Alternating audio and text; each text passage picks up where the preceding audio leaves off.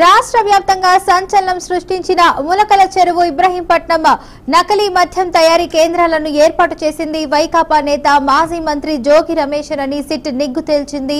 ప్రధాన నిందితుడు అద్దెపల్లి జనార్దన్ రావు కోట్లు ఇస్తానని ప్రలోభపెట్టి పావుగా ఉపయోగించి నేరపూరిత కుట్ర నడిపించినట్లు సిట్ గుర్తించింది.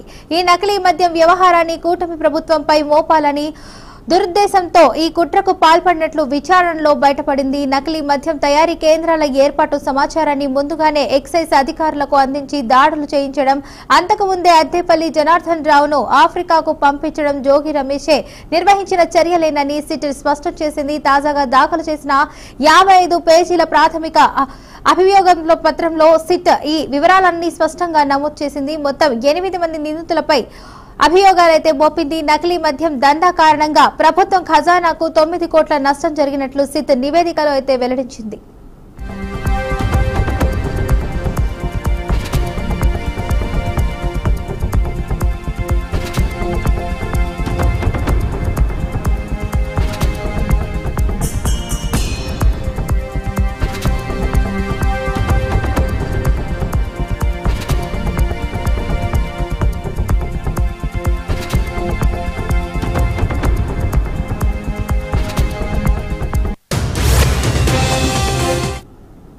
రైట్, ఇక ఇదే అంశానికి సంబంధించి పూర్తి సమాచారాన్ని అమరావతి బ్యూరో చీఫ్ నాగకిషోర్ అందిస్తారు. చెప్పండి నాగకిషోర్, అప్డేట్స్ ఏంటి?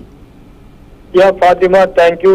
నకిలీ మద్యం కేసులో ఇప్పటికే సిట్ దూకుని పెంచింది. ఈ నేపథ్యంలోనే దానికి సంబంధించి కీలక వ్యక్తులను కూడా అరెస్ట్ చేసేసి వాళ్ళని విచారిస్తున్న సమయంలో కీలక ఆధారాలను కూడా సిట్ సేకరించడం జరిగింది.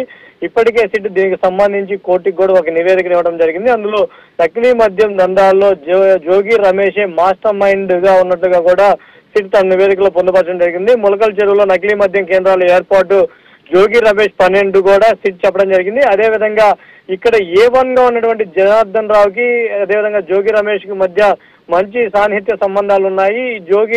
జోగి రమేష్ అనే వ్యక్తి జనార్దన్ రావుని పావుగా వాడుకొని మొత్తం ఏదైతే కల్తీ మద్యం ఉందో కల్తీ మద్యం దందాన్ని నడిపినట్లుగా కూడా సిట్ నివేదిక ఇవ్వడం జరిగింది. అదేవిధంగా ఏదైతే ఈ నకిలీ మద్యం ఉందో ఈ నకిలీ మద్యంలో ఇప్పటికే కూటమి ప్రభుత్వం వచ్చాక గత ప్రభుత్వంలో జరిగినటువంటి మద్యం అవకతవకలను బయటపెడుతున్న నేపథ్యంలో ఆ కూటమి ప్రభుత్వానికి చెడ్డ పేరు తీసుకురావాలి అని, అది అప్పుడు జరగలేదు ఇప్పుడే జరిగింది అనే విధంగా కూటమి ప్రభుత్వం మీద మొత్తం ఈ నిందలు ఆపాదించాలనే ఉద్దేశంతో జోగి రమేష్ ఈ దురుద్దేశంతో ఈ కల్తీ మద్యాన్ని సృష్టించాడని చెప్పి కూడా సిట్ తన నివేదికలో బయటపడడం జరిగింది. ఎక్సైజ్ దాడులకు ముందే జోగి రమేష్ దీనికి సంబంధించిన సమాచారాన్ని కూడా ఇచ్చాడని చెప్పి సిట్ నివేదికలో పొందుపరచడం జరిగింది. అదేవిధంగా ఈ కల్తీ మద్యం కేసు విచారణ జరుగుతున్న సమయంలో జనార్దన్ రావును సౌత్ ఆఫ్రికా వెళ్ళడం జరిగింది. ఆ జనార్దన్ రావుని సౌత్ ఆఫ్రికా పంపింది కూడా జోగి రమేష్ అంటూ కూడా సిట్ తన నివేదికలో పొందుపరచడం జరిగింది. ఇంకో పక్క సిట్ ఛార్జ్ షీట్ లో 8 మందిపై అభియోగాలు మోపి ప్రభుత్వానికి ఏదైతే కల్తీ మద్యం ఉందో ఈ కల్తీ మద్యం ద్వారా 9 కోట్ల మేర నష్టం వాటిల్లిందంటూ కూడా సిట్ తన నివేదికలో పొందుపరచడం జరిగింది. ఏదేమైనా కానీ కల్తీ మద్యంలో కూటమి ప్రభుత్వానికి చెడ్డ పేరు తీసుకురావాలని వీళ్ళకు చేసిన ప్రయత్నాలన్నీ కూడా ఒక్కోటి ఉన్నాయి.